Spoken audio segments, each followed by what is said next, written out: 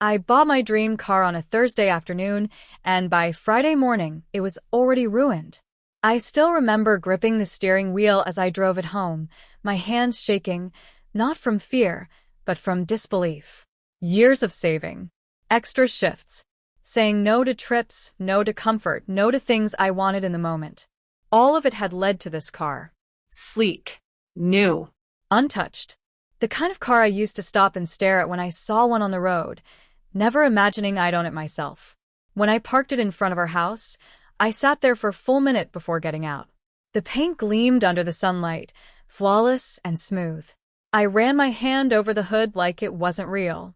This wasn't just a car. It was proof to myself that I could build something on my own. My sister came outside, phone in hand, barely looking up. "Nice," she said flatly. That was it. No smile. No questions. No excitement. Just one word, hollow and dismissive. I brushed it off. Not everyone understands what a dream costs. That night, I barely slept. I kept replaying the drive in my head, planning routes, imagining future trips, picturing myself finally going somewhere without feeling like I was borrowing a life that wasn't mine. The next morning, I stepped outside with my coffee, already smiling. Then I saw the side of the car. At first, my brain refused to process it. Long, jagged scratches ran across the driver's side door, deep enough to catch the light. They weren't small. They weren't accidental. They looked deliberate, angry, uneven, unmistakable. My cup slipped from my hand and shattered on the ground. I walked closer, my heart pounding. I traced the marks with my fingers, feeling the roughness beneath my skin. My chest tightened, not just from the damage, but from the realization that someone had stood there, next to my dream, and destroyed it on purpose. I felt sick. I called out for my sister. She came out slowly, annoyed, like I was interrupting her morning. When she saw me standing by the car, she frowned, not in shock, but irritation. "What happened?" she asked. I pointed at the scratches, my voice barely steady. This. "What happened to my car?" She shrugged. "Probably kids. Or someone walking by." Især her. "These are deep. Someone keyed it." She rolled her eyes. "Why are you making such a big deal? It's just a car. Just a car." The words hit harder than the scratches themselves. She knew what it meant to me. She had watched me struggle, watched me count money, watched me give up things she took for granted. I checked the cameras. The angle near the driveway was conveniently blocked that night. No clear footage. No strangers. No proof. Only one person had been home. When I looked at my sister again, she avoided my eyes. She tapped on her phone, impatient, like this whole thing was exhausting her. Something inside me shifted. The scratches weren't just on my car. They were on my trust. And standing there, staring at the damage, I realized this wasn't an accident, and it wasn't random. It was personal. And it was only the beginning. By the afternoon, the scratches still looked unreal. I kept stepping outside, hoping somehow they would disappear, that the light would hit them differently, that my eyes had exaggerated the damage. But every time I stood beside the car, the truth was there. Long, deliberate lines carved into the paint like someone wanted to leave a message without words. I spent the rest of the morning asking questions. Neighbors hadn't seen anything. No one heard a sound. No one noticed a person near the driveway. The street cameras didn't catch the right angle. Every answer led nowhere, and every dead end made my chest feel heavier. Inside the house, my sister acted like nothing had happened. She laughed on the phone. She watched videos. She moved around freely while I sat at the kitchen table, staring at repair estimates on my screen. The numbers made my stomach drop. Fixing the damage would cost more than I could comfortably afford, money I no longer had after buying the car. I finally asked her directly, "Did you touch my car last night?" She looked up slowly, offended. "Why would I do that?"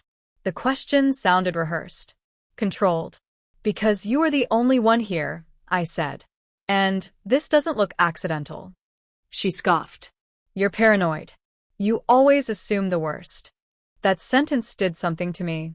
It turned the conversation from confusion to doubt, not about her, but about myself. That's how she always did it. She never denied things strongly. She redirected. She made me question my own reactions. I remembered other moments. Borrowed clothes returned damaged.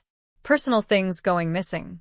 Comments disguised as jokes about my job, my savings, my obsession with this car. At the time, I told myself it was harmless. Sibling rivalry. Nothing serious. Standing there now, it all felt connected. That evening my parents came home. I showed them the car. Their reactions were muted, sympathy mixed with discomfort. "It's unfortunate," my mother said, "but things can be fixed." My father suggested insurance.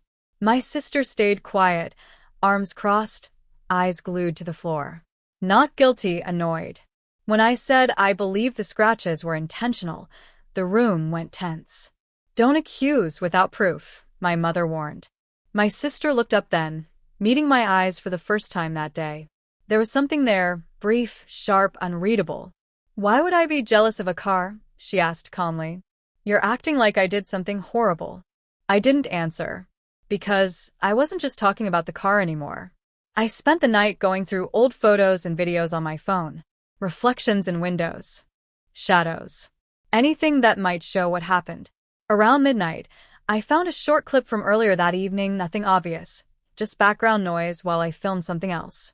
But in the reflection of the car window, I saw a shape. A figure standing close. Long hair. Familiar pasture. The timestamp was right. My heart started racing.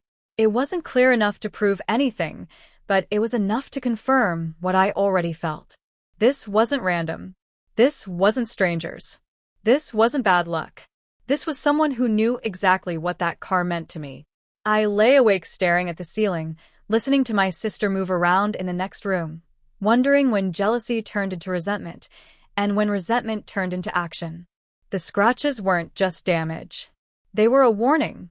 And I had a feeling that if I stayed silent, something worse was coming next.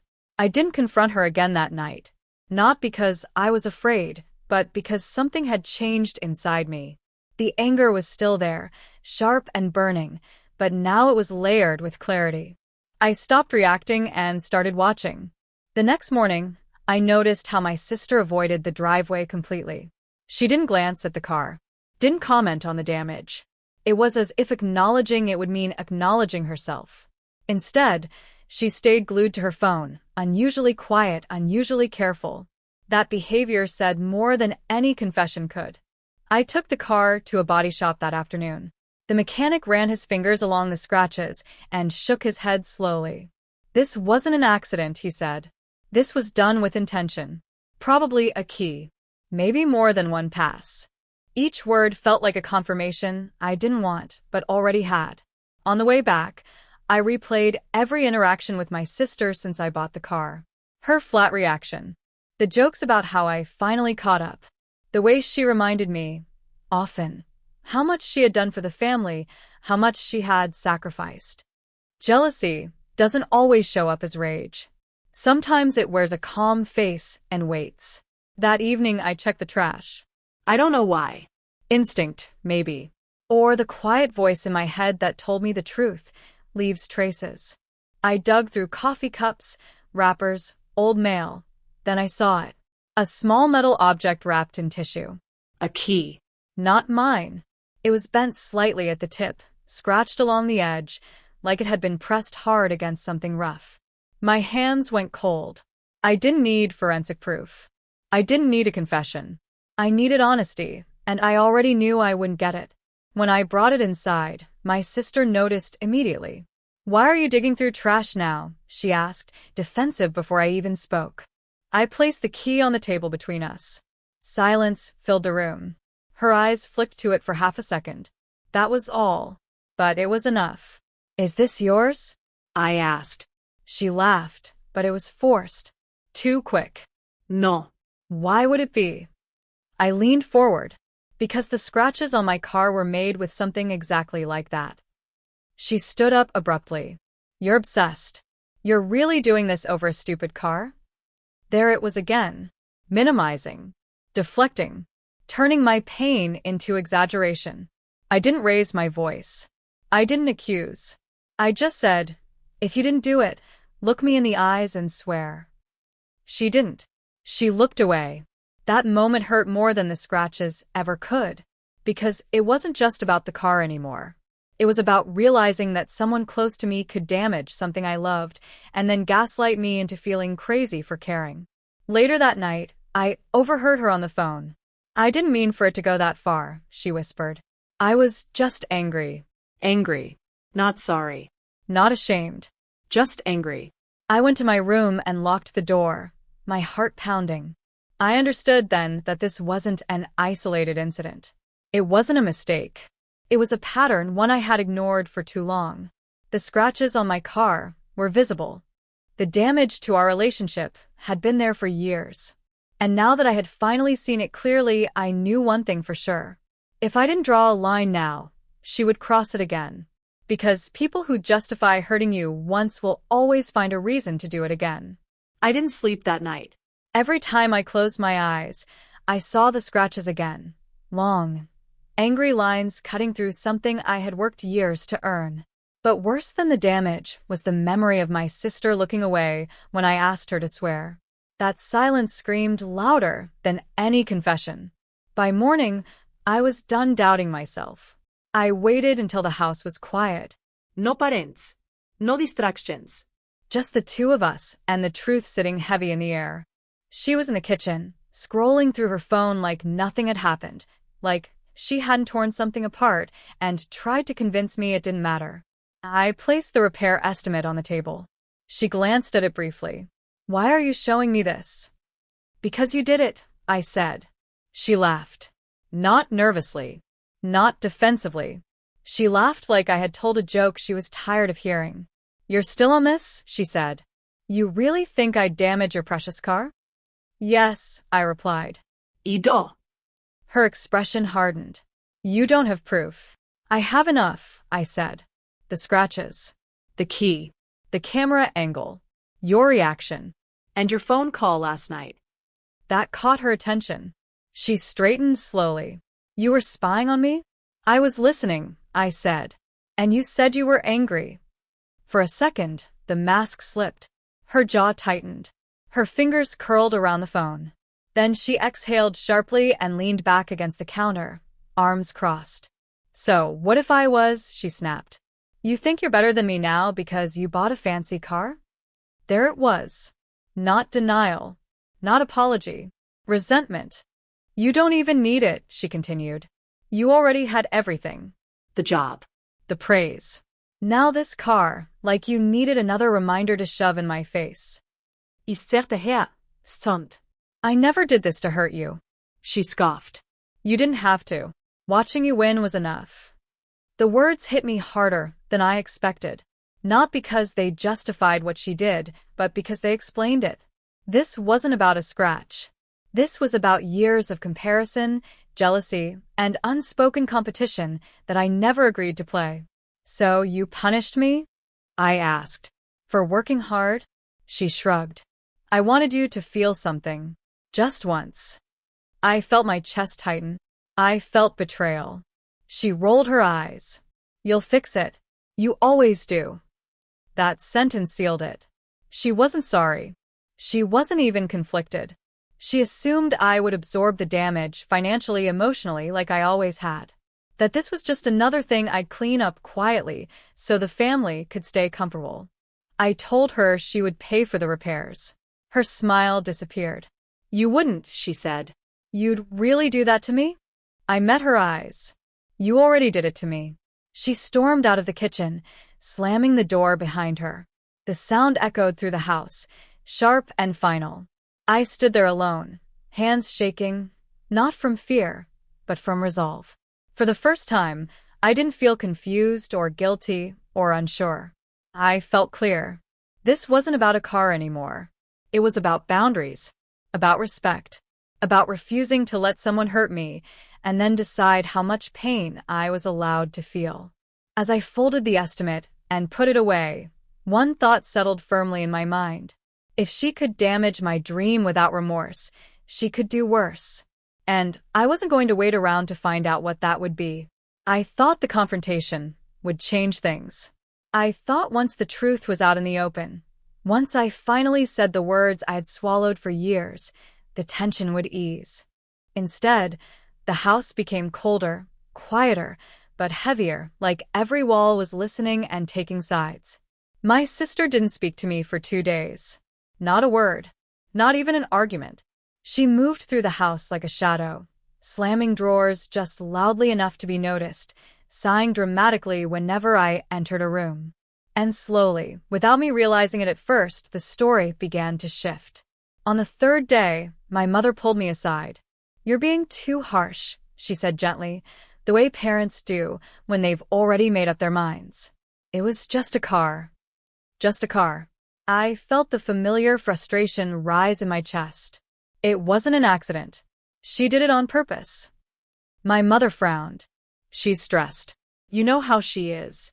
You shouldn't push her." Push her. Not hold her accountable. Not ask for responsibility. Push her. That's when I understood my sister wasn't just avoiding consequences. She was rewriting the narrative. And she was doing it well. Later that evening, I overheard her in the living room with my father. "He keeps accusing me," she said, her voice shaky, perfectly rehearsed. "I feel attacked in my own home." Attacked. I stood frozen in the hallway, my hands clenched into fists. This was the same person who had keyed my car out of spite, who had admitted she did it because she was angry, now painting herself as the victim. When I walked in, the room went silent. My father looked at me, disappointment clear on his face. "You need to let this go," he said. "Family is more important than things." I swallowed hard. "So my feelings don't matter?" "They do," he replied quickly. "But you're escalating this." That word, escalating, cut deep. I hadn't raised my voice. I hadn't insulted her. I hadn't exposed her lies to everyone in the family. All I had done was ask for accountability. And somehow that made me the problem. That night, I sat alone in my room, staring at photos of the car on my phone. The shine it once had. The pride I felt when I bought it. The belief that this milestone meant something, that I meant something. And now, even that was being minimized. I realized then that the scratches weren't the worst part. The worst part was watching my reality be dismissed because it was inconvenient. My sister knew exactly what she was doing. She knew how to cry at the right moment, how to bend the truth without breaking it, how to make people choose peace over justice. And she knew I hated conflict enough to be pressured into silence. But something inside me had shifted. I wasn't angry anymore. I was done. The next morning, I took photos of the damage, saved the repair estimates, and backed up everything: messages, timestamps, receipts. Not because I wanted revenge, but because I refused to be erased from my own story. If my family chose to believe her version of events, that was on them. But I would not lie to myself anymore. As I grabbed my keys and headed out, one thought echoed clearly in my mind. Sometimes the hardest betrayal isn't what someone does to you. It's when the people who should protect you ask you to pretend it didn't happen. The body shop called 3 days later. "The repairs will take a week," the manager said. "Deep scratches. Whoever did this pressed hard." I thanked him and hung up, staring at the wall long after the call ended. A week without the car didn't bother me. What bothered me was how easily my sister had assumed there would be no consequences, because there never had been before. That evening, I made a decision I had avoided my entire life. I stopped covering for her. When my parents asked why I was taking public transport instead of driving, I didn't soften the truth. I didn't protect her image. I didn't use vague language. "I can't drive it," I said calmly. "It's in the shop because she keyed it." The room went silent. My sister snapped her head toward me. "Why would you say that?" "Because it's true," I replied. She stood up, furious. "You're trying to turn everyone against me." "No," I said. "I'm done letting you turn things around." My father looked between us, conflicted. "Did you do it?" he asked her directly. For a moment, she said nothing. Then she scoffed. I was angry. I didn't think it would be this serious. That was it. No apology. No remorse. Just justification. My mother put a hand to her mouth. The disappointment in her eyes was unmistakable now, not toward me, but toward my sister. The illusion cracked. You need to take responsibility, my father said quietly. My sister laughed bitterly. So now I'm the villain? You made yourself one, I replied, my voice steady. She stormed out of the room, slamming the door so hard the walls shook. But this time, no one followed her. No one defended her. The silence that followed wasn't uncomfortable, it was honest. Later that night, she came to my room. Her tone was different. Controlled. Careful. You really embarrassed me, she said. I looked up from my phone. You embarrassed yourself. She crossed her arms. What do you want? There it was. Not I'm sorry. Not I was wrong. Just negotiation. I want you to pay for the repairs, I said. Every dollar. Her face tightened. I don't have that kind of money. Then you shouldn't have damaged something you couldn't afford to fix. She stared at me, shocked, not by the demand, but by the fact that I wasn't backing down.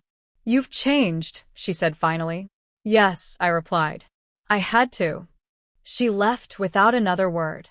Over the next few days, the house felt different. Quieter. More balanced. My parents didn't tiptoe around her moods anymore. They saw what I had lived with for years. And my sister? She avoided me. But avoidance was better than control. When the car was finally repaired, I stood in the parking lot of the shop, watching the sunlight reflect cleanly off the paint.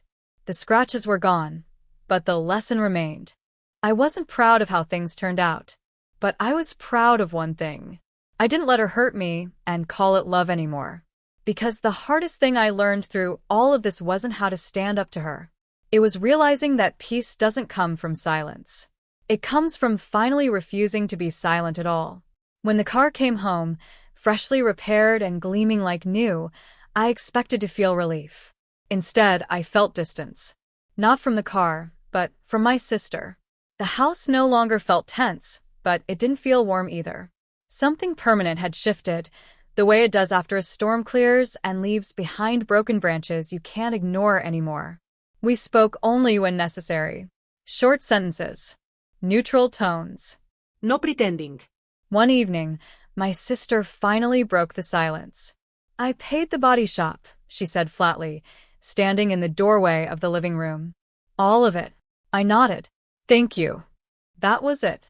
She waited, clearly expecting more, gratitude, forgiveness, something to ease her conscience. When it didn't come, her face hardened. So that's it, she asked. You're just done with me now? I set down the book I was reading. I'm done being treated like my achievements give you permission to hurt me. She opened her mouth to argue, then stopped. For the first time, she looked unsure. I didn't mean to destroy anything, she muttered. You did, I replied calmly. Not the car. The trust. That word landed heavily between us. She sat down slowly, her confidence drained. You always think you're better than me. I shook my head. No. I think I deserve basic respect. That's the difference. Silence stretched again, but this time it wasn't defensive, it was reflective. I could see it in her eyes. She had finally reached the place where excuses no longer worked. I was jealous, she admitted quietly. Every time you succeeded, it reminded me of what I hadn't done. The honesty surprised me. But honesty doesn't erase damage. I can understand jealousy, I said. I can't accept sabotage. She nodded, tears forming, but I didn't rush to comfort her. Not this time. Accountability needs space to settle. Weeks passed. Life moved forward. I drove my car again. I focused on my work. I spent less time at home, not out of anger, but out of self-preservation. And slowly my sister started changing, not dramatically, not overnight, but in small, noticeable ways. No more passive comments. No more competition. No more quiet resentment disguised as jokes. One afternoon, as I pulled into the driveway, she was outside waiting. I know I can't undo what I did, she said. But I'm trying to be better. I looked at her carefully. Trying is good. Consistency is better. She nodded. I know. That was the moment I realized something important. Forgiveness doesn't mean forgetting. And healing doesn't always mean closeness. Sometimes it just means honesty and boundaries. Our relationship didn't go back to what it was before, and that was okay. What we had now was real. No pretending. No silent competition. No hidden anger waiting to explode. As I turned off the engine and stepped out of the car, I ran my hand over the smooth paint, remembering the scratches that once marked it. They were gone, but the lesson stayed with me. Dreams you work hard for will always attract opinions, envy, and judgment, even from people closest to you. And protecting those dreams sometimes means standing your ground, even when it costs you comfort. Especially when it costs you comfort. Because the truth may fracture relationships, but living a lie will destroy you completely.